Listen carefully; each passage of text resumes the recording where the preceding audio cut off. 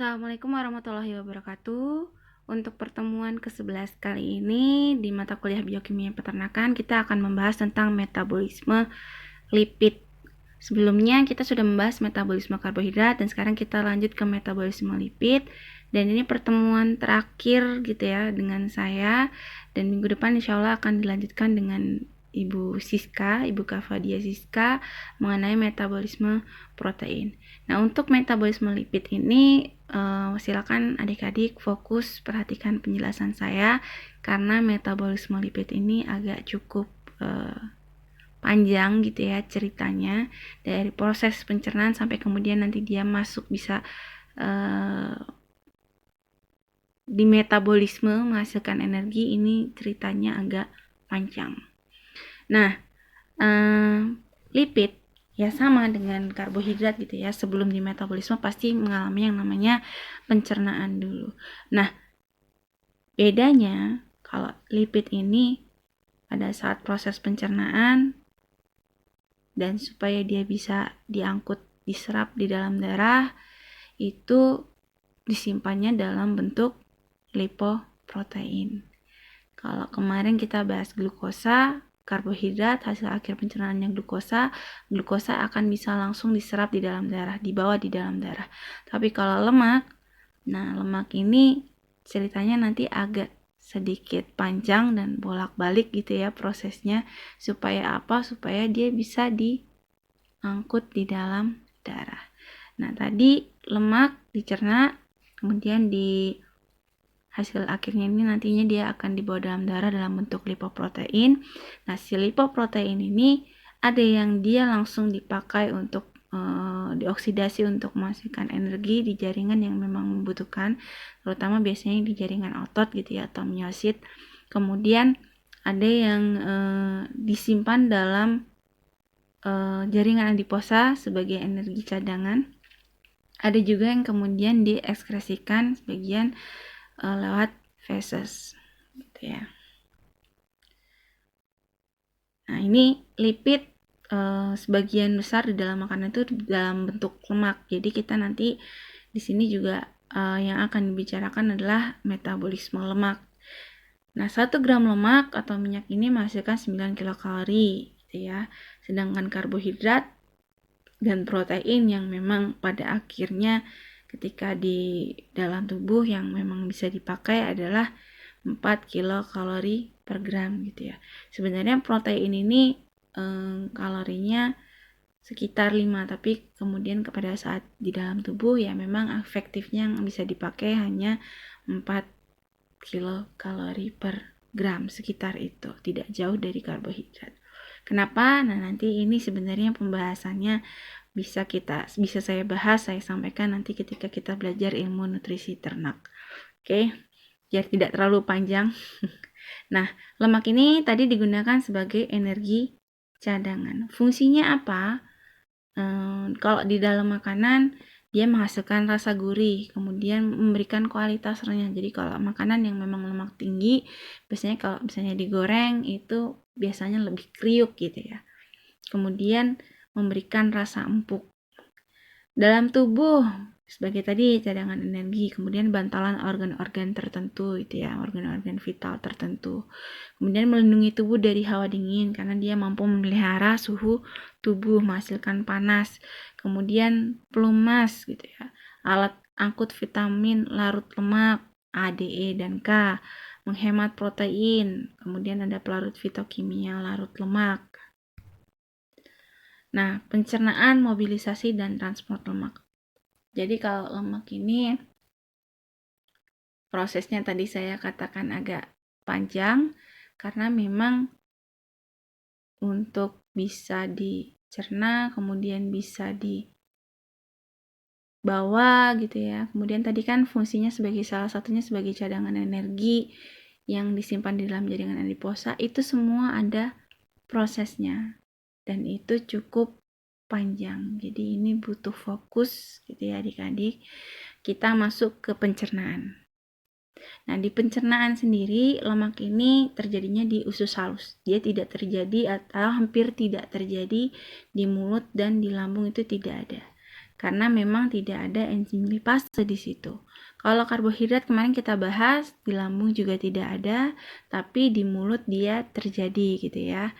Dia terjadi, sudah terjadi pencernaan gitu ya, secara enzimatis. Sedangkan lemak ini terjadinya hanya di usus halus. Nah, lemak ada yang ditransfer kemudian ke hati, ada juga yang kemudian beredar dalam darah dan ditransfer ke jaringan luar hati gitu ya, ekstra hepatik. Nah, ini proses pencernaannya. Jadi lemak hampir tidak ada pencernaan di dalam lambung. Kemudian terjadinya di mana? Di usus halus. Oleh bantuan siapa? Oleh bantuan enzim lipase yang dihasilkan oleh pankreas.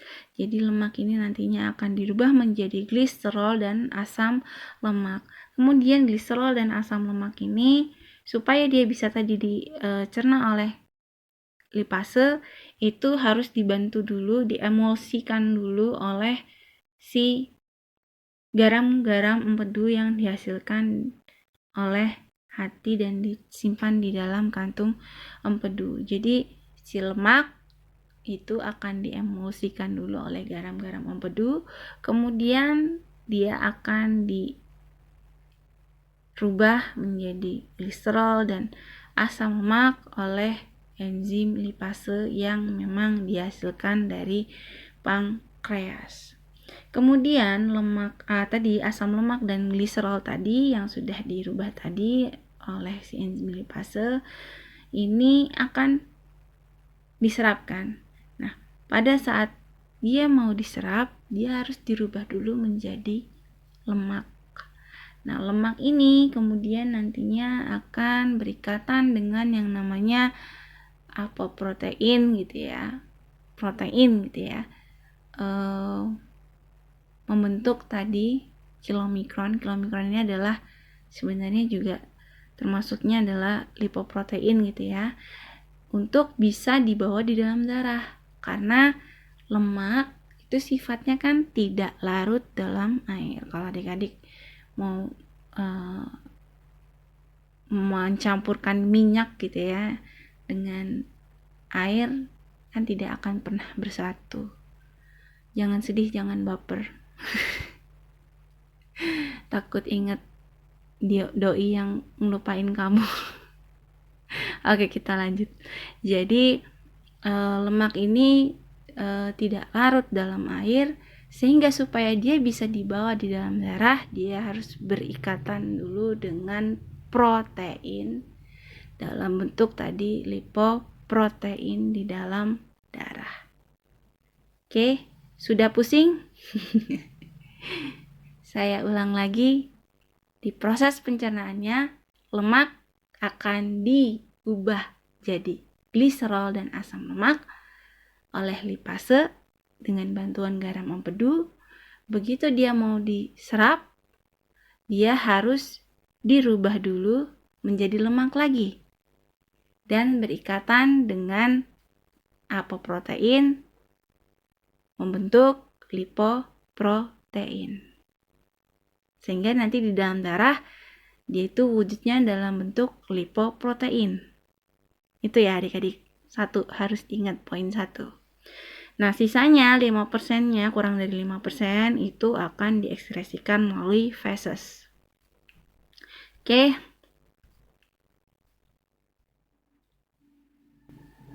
Ini sebenarnya penjelasan yang tadi saya sampaikan gitu ya. Sumber lemak ada dari makanan, biosintesis de novo, jadi tubuh bisa mensintesis lemak gitu ya. Kemudian dari adiposa, jaringan adiposa dari simpanan tubuh, karena kan memang nanti lemak dari makanan itu ada yang memang dia disimpan sebagai cadangan energi, ada yang memang sebagian juga dipakai langsung sebagai sumber energi di jaringan otot utamanya gitu ya. Kemudian ada juga beberapa yang disimpan dalam jaringan dikonversikan menjadi jaringan di otak dan saraf gitu ya. Nah, ini penjelasan tadi sudah saya sampaikan, saya langsung saja. Ini juga, nah ini tadi garam empedu gitu ya, untuk membantu mengemulsikan lemak sehingga nanti si lemak ini bisa dicerna oleh enzim lipase yang dihasilkan oleh pankreas membentuk tadi gliserol dan asam lemak. Nah, ini juga sudah penjelasan yang tadi, saya langsung lewat saja. Nah, ini lipoprotein. Nah, ini ya.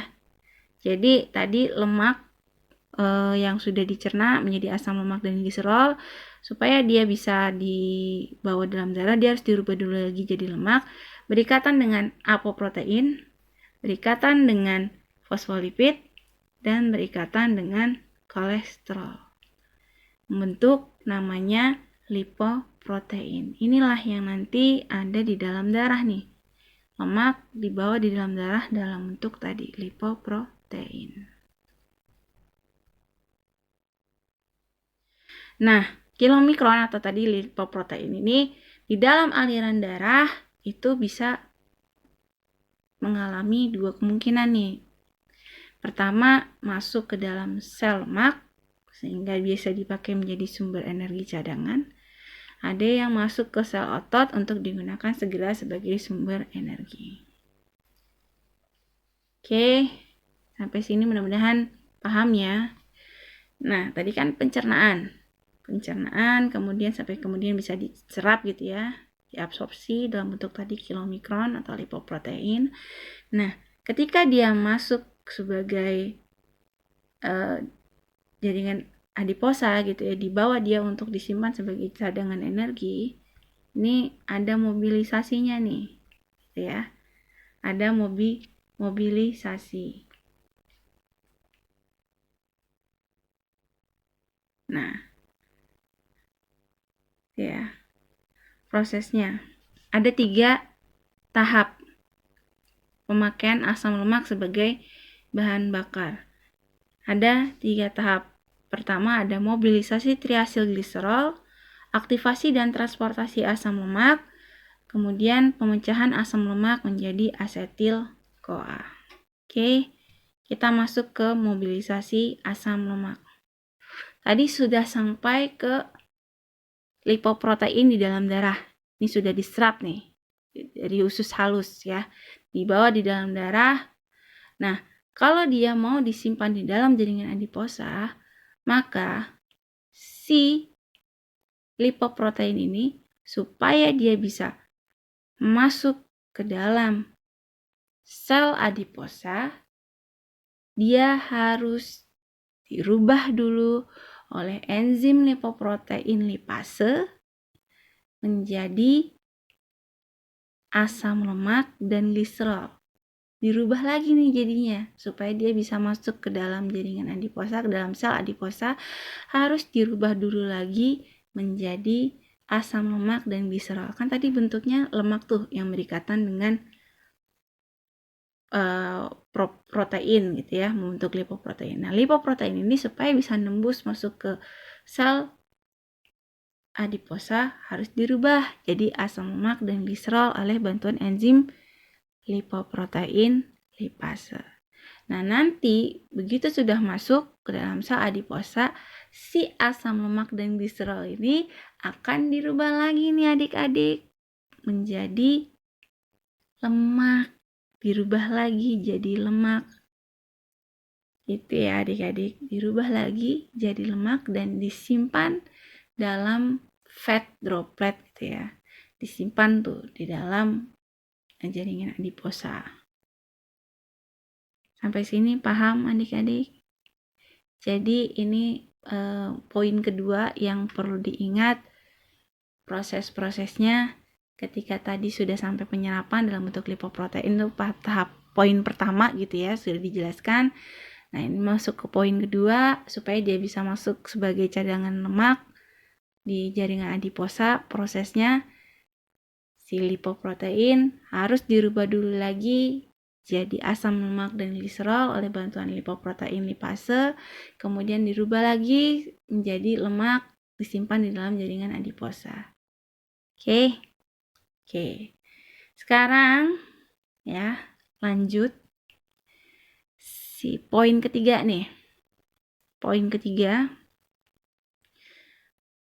kalau ada jaringan otot yang dia membutuhkan tadi, cadangan energi tadi, lemak tadi, itu prosesnya, maka lemak ini nanti akan dirubah lagi menjadi gliserol dan asam lemak ya oleh triasil gliserol lipase. Jadi lemak akan diubah menjadi gliserol dan asam lemak. Dirubah lagi nih. Kemudian asam lemak masuk ke dalam darah, dibawa menuju ke jaringan otot yang memang membutuhkan sel-sel otot yang memang membutuhkan energi.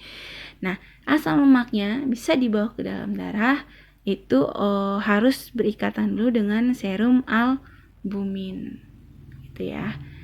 Protein juga gitu ya, serum albumin. Nah, dia dibawa menuju ke jaringan otot. Kemudian asam lemak ini nantinya gitu ya, supaya dia bisa masuk ke dalam sel otot di mitokondria, ini juga dia harus mengalami proses dulu. Dari si asam lemak ini harus dirubah dulu menjadi asil CoA. Kemudian asil CoA supaya dia bisa masuk ke dalam mitokondria dirubah jadi asil karnitin. Kemudian asil karnitin setelah sudah masuk ke dalam sel mitokondria dirubah lagi jadi asil CoA. Kemudian asil CoA akan mengalami proses yang namanya beta oksidasi. Beta oksidasi ada lagi tahap-tahapannya. Panjang bukan? Bukan. Jadi ini cukup panjang adik-adik, mudah-mudahan ini nanti paham ya. Poin ketiganya, nah ini poin ketiganya saya ulangi lagi. Poin ketiganya, lemak di jaringan adiposa akan dipecah lagi jadi asam lemak dan gliserol. Kemudian asam lemak ini yang kemudian nantinya akan dibawa di dalam darah berikatan dengan serum albumin masuk ke sel otot yang memang membutuhkan energi. Nah, sebelum dia bisa masuk ke dalam mitokondria gitu ya, tempat proses terjadinya tadi ada siklus Krebs, itu dia harus dirubah dulu lagi asam lemak menjadi apa? Asil CoA. Kemudian asil CoA supaya bisa menembus harus berubah dulu jadi asil karnitin. Begitu sudah masuk mitokondria dirubah lagi menjadi asil CoA. Baru asil CoA ini supaya dia bisa masuk ke siklus Krebs yang merupakan kunci utama dari metabolisme, sudah saya sampaikan juga di minggu lalu. Dia harus mengalami dulu yang namanya beta oksidasi untuk menghasilkan asetil CoA. Oke adik-adik, poin ketiganya di sini mudah-mudahan paham.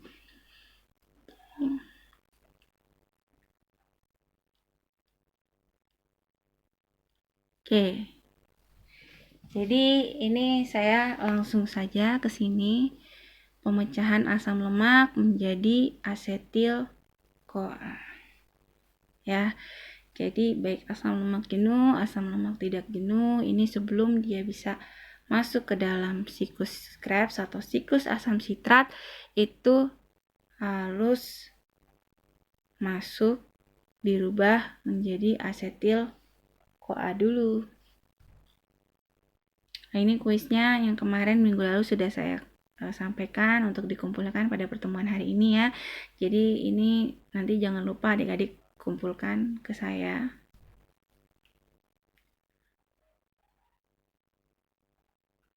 Nah ini metabolisme gliserol. Kalau ini gliserol ya, gliserol ini nanti dia ini akan dioksidasi gitu ya, menghasilkan dihidroksiaseton fosfat, kemudian disemirasi menjadi gliseraldehid trifosfat.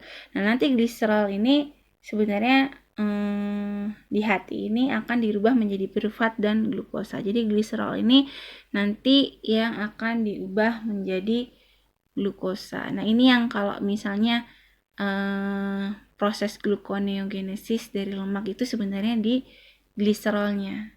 Jadi prosesnya ini nanti dia akan mengalami tadi gluconeogenesis.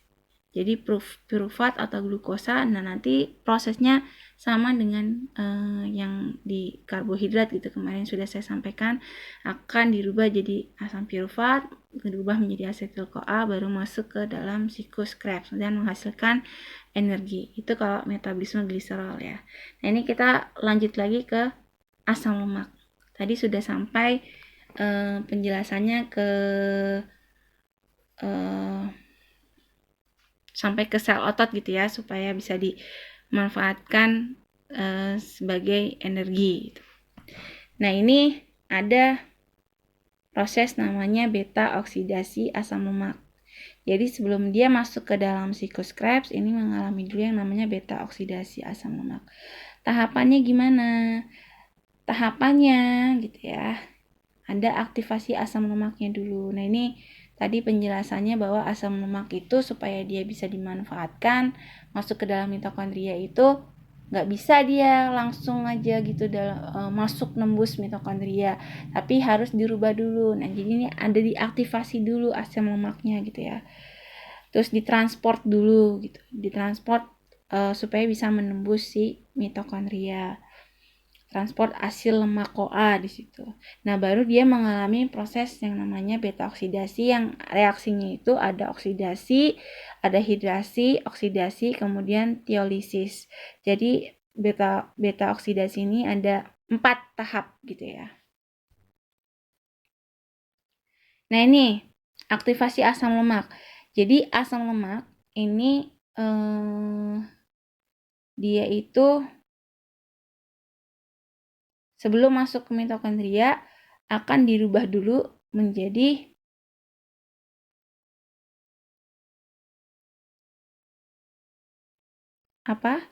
menjadi asil lemak CoA.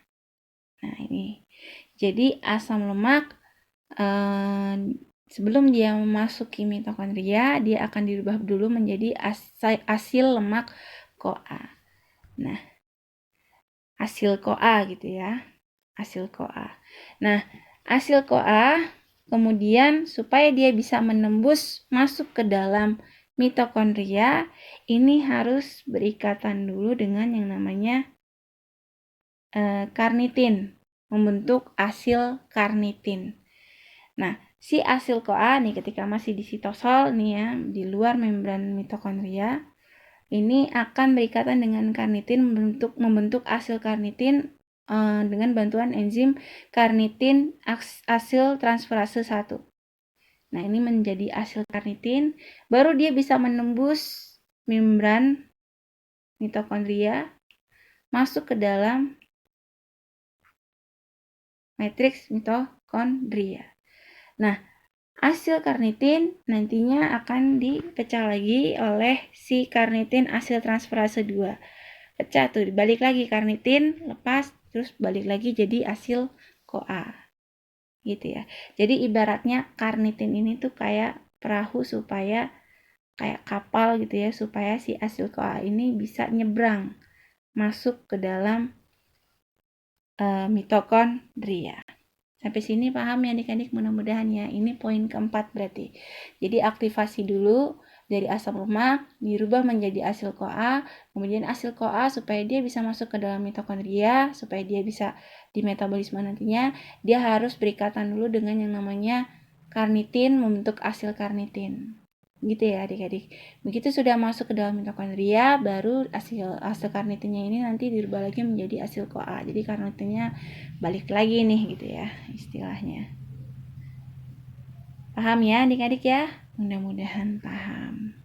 Oke, lanjut. Kita baru masuk ke proses utama dari reaksi beta oksidasi. Asil CoA, nah ini lanjutannya nih. Udah di dalam mitokondria nih ya adik-adik ya. Asil CoA kemudian ini pertama akan mengalami yang namanya oksidasi, membentuk trans-enol CoA. Udah ini aja lah, biar nggak terlalu pusing kalian ya. Yang penting kalian paham prosesnya. Jadi asil CoA akan dioksidasi menghasilkan trans-enol CoA. Lanjut, Transenyl-CoA akan mengalami hidrasi, menghasilkan 3L hidroksiasil-CoA. Tahap kedua. Tahap ketiga, ya, 3L hidroksiasil-CoA akan mengalami oksidasi, menghasilkan 3-ketoasil-CoA. Ini tahap ketiga. Tahap keempat, nah, 3-ketoasil-CoA akan mengalami proses namanya dialisis, membentuk asil CoA dan asetil CoA. Asil CoA yang dihasilkan ini dari proses dialisis ini nanti akan mengalami balik lagi proses beta oksidasi lagi. Jadi dia akan mengalami oksidasi lagi menjadi tadi dari asil CoA menjadi transenyl CoA, kemudian mengalami oksidasi lagi, mengalami hidrasi lagi menjadi 3L hidroksiasil CoA, kemudian mengalami oksidasi menjadi 3-ketoaksil CoA, kemudian menghasilkan lagi asetil CoA, gitu sampai habis gitu ya. Itu kalau asil CoA-nya dihasilkan, dia akan balik lagi mengalami beta oksidasi. Sedangkan asetil CoA ini lah yang kemudian akan masuk ke dalam siklus Krebs dan nantinya menghasilkan energi. Ini adalah poin kelima yang perlu adik-adik ingat, proses beta oksidasi. Mudah-mudahan paham ya. Jadi mungkin saya sampai sini saja, tidak terlalu luas karena biar adik-adik gak puyeng gitu ya karena terlalu banyak, dan ini saja saya rasa sudah agak cukup panjang prosesnya gitu ya. Yang penting saya pengennya adik-adik paham betul. Jadi patokannya nggak mesti materi semua banyak harus disampaikan ini itu selengkap mungkin, tapi sama sekali akhirnya nggak ada yang nyangkut. Mendingan saya di sini ada yang utama yang memang penting yang perlu adik-adik bisa pahami.